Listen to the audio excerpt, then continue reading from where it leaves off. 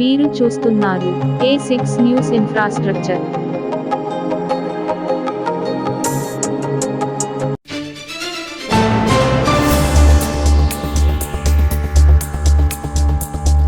మరిన్ని వీడియోల కోసం సబ్స్క్రైబ్ చేసుకోవడం మర్చిపోకండి.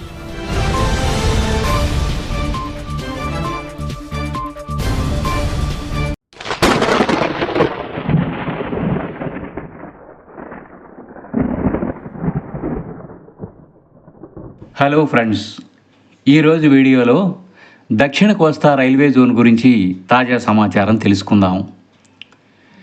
10 ఏళ్లు దాటిపోయినా దక్షిణ కోస్తా రైల్వే జోన్ కళ సాకారం కావడం లేదు. భవనాలు పూర్తి కాగానే జోన్ ఏర్పాటు జరుగుతుందంటూ ఒకవైపు ఊదరగొడుతున్నారు. మరోవైపు చూస్తే రైల్వే బోర్డు దీనికి సంబంధించిన డిపిఆర్ తయారు చేసి 10 ఏళ్లు దాటింది. రైల్వే జోన్ ఏర్పాటుకు భూములకు లింకు పెట్టి కేంద్ర ప్రభుత్వం అంతులేని తాత్సారం చేస్తోందన్న విమర్శలు వస్తున్నాయి. దేశంలో southern railway, central railway, western railway జోన్ల ఏర్పాటును చూసినా ఆ తర్వాత జరిగిన 5 కొత్త జోన్లు కానీ, తర్వాత metro rail zone, Konkan railway ఏర్పాటు చేసినప్పుడు కానీ భూములు భవనాలతో సంబంధం లేకుండానే జోన్ల ఏర్పాటు జరిగింది. ఏపీ విషయానికి వస్తే దక్షిణ కోస్తా రైల్వే జోన్ ఏర్పాటుకు భూములు భవనాలకు ముడిపెట్టడం కేంద్ర ప్రభుత్వ తీరుపై తీవ్ర విమర్శలు వస్తున్నాయి. అంతేందుకు దక్షిణ మధ్య రైల్వేను కూడా భూములు భవనాలతో సంబంధం లేకుండానే ఏర్పాటు చేశారు. దక్షిణ మధ్య రైల్వే జోన్ ఏర్పాటు జరిగిన తర్వాత 4 ఏళ్లకు కానీ భవనాలు నిర్మించడం జరిగింది. దక్షిణ కోస్తా రైల్వే జోన్కు సంబంధించి కొత్తగా భవనాలకు లింకు కలుపుతున్నారు. విశాఖకు జోన్ ఇచ్చినా విశాఖ డివిజన్ను విజయవాడ డివిజన్లో విలీనం చేశారు. ఇలాంటప్పుడు విశాఖ డివిజన్ భవనాలన్నీ ఖాళీ అయిపోతున్నాయి. ఈ భవనాలను తాత్కాలికంగా ఉపయోగించుకునైనా కొత్త జోన్ ఏర్పాటు చేయవచ్చు. కేంద్ర ప్రభుత్వ తీరు చూస్తుంటే ఉద్దేశపూర్వకంగానే జాప్యం చేస్తోందన్న విమర్శలు వస్తున్నాయి. రైల్వే కార్మిక సంఘాలు కూడా కేంద్ర ప్రభుత్వ తీరుపై మండిపడుతున్నాయి.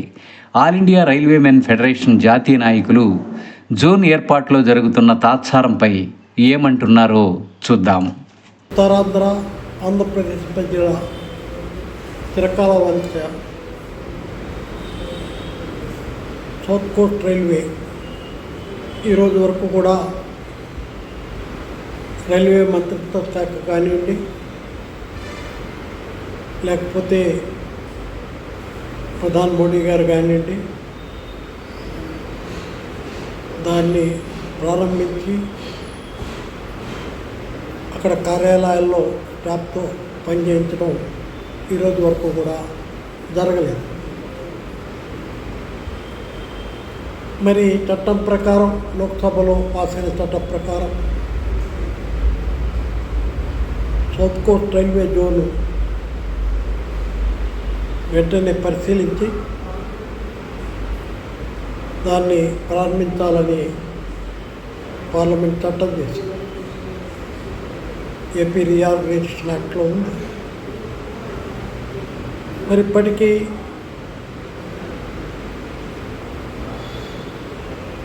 పది సంవత్సరాలు ఎప్పుడో దాటిపోయింది. అయినా కూడా ఈ కార్యక్రమం జరగలేదు. Railway board officer on special duty వేసి దీనికి కావాల్సిన డిపిఆర్ కూడా తయారు చేయించి డిపిఆర్ కూడా ఆమోదం పొందిందని చెప్తున్నాను.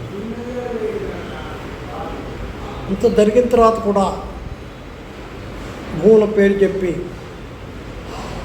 ఈ సౌత్ కోస్ట్ రైల్వే ప్రారంభించడం, ఆలస్యం చేయటం అనేది చాలా అన్యాయం. ఉత్తరాంధ్రకే కాదు, ఆంధ్రప్రదేశ్ రాష్ట్రానికే చాలా అన్యాయం.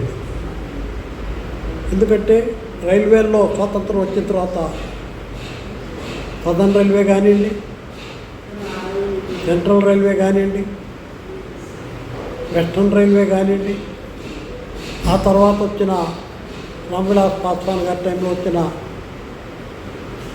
5 కొత్త జోన్లు కానివ్వండి, మమతా బెనర్జీ గారు పెట్టిన మెట్రో రైల్వే జోన్ కానివ్వండి, జార్జ్ ఫెర్నాండెస్ గారు పెట్టిన కొంకణ్ రైల్వే కానివ్వండి, అన్నీ కూడా 2-3 నెలల్లో ప్రారంభించారు, భవనాలతో నిమిత్తం లేకుండా.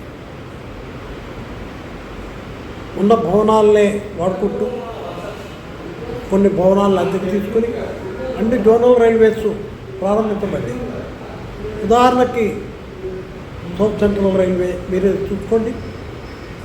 2 అక్టోబర్ 1966 ఎస్కే పాటిల్ గారు ప్రారంభించిన తర్వాత ఇమ్మీడియట్గా దాన్ని అమలు చేశారు. భవనాలు కట్టలేదు, 4 సంవత్సరాల తర్వాత భవనాలు కట్టారు. ఈరోజు అవసరం కూడా లేదు, భవనాలు కట్టాల్సిన అవసరం కూడా లేదు ఈ జోన్కి.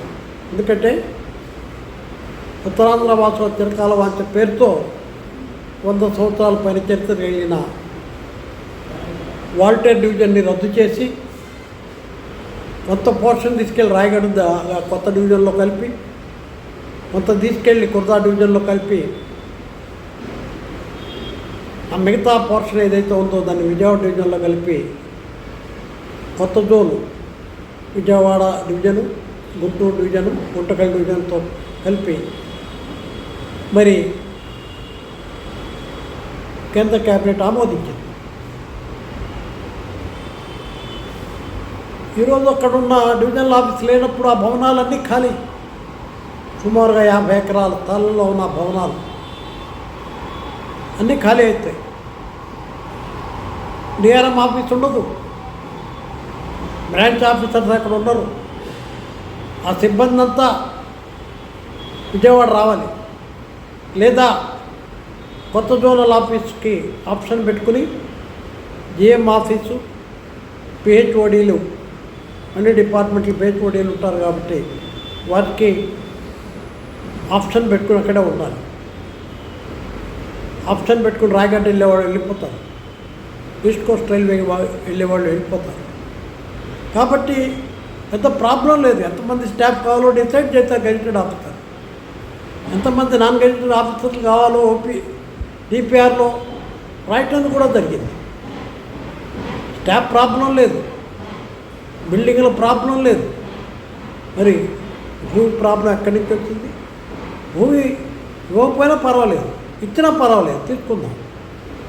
వెంటనే ఈ డోర్ ప్రారంభించడానికి ఆంధ్రప్రదేశ్ ముఖ్యమంత్రి గౌరవనీయులు నారా చంద్రబాబు నాయుడు గారు నడుము బిగించాలని, అలాగే ఉత్తరాంధ్ర ఎంపీలంతా కూడా రామ్మోహన్ నాయుడు గారితో సహా, కేంద్ర మంత్రి గారితో సహా దీని మీద ఒత్తిడి తెచ్చి ఈ జోన్ ప్రారంభించి మరి ఆంధ్రప్రదేశ్ ప్రజలకు అనేక లాభాలు ఉంటాయి. దీని మూలన ఆ లాభాలన్నీ వచ్చేట్టు చేయాలి. ఎందుకంటే చాలా ఫర్టైల్ జోన్, విపరీతమైన లోడింగ్ ఉంది. ఇక్కడ 3 పోర్ట్లు ఉన్నాయి. విశాఖపట్నం పోర్టు, అలాగే కృష్ణపట్నం పోర్టు, దుర్గరాజపురం పోర్టు, అలాగే విశాఖపట్నం పక్కన ఇంకో పోర్టు. ఇన్ని పోర్టులు ఉన్నాయి. సహజ ఖనిజాలు కూడా ఇక్కడి నుంచి దిగుమతి అవుతాయి. దిగుమతులు చాలా ఎక్కువగా ఉంటాయి. ఫర్టిలైజర్స్ దగ్గర నుంచి కోలు దిగుమతి అవుతుంది ఇక్కడ.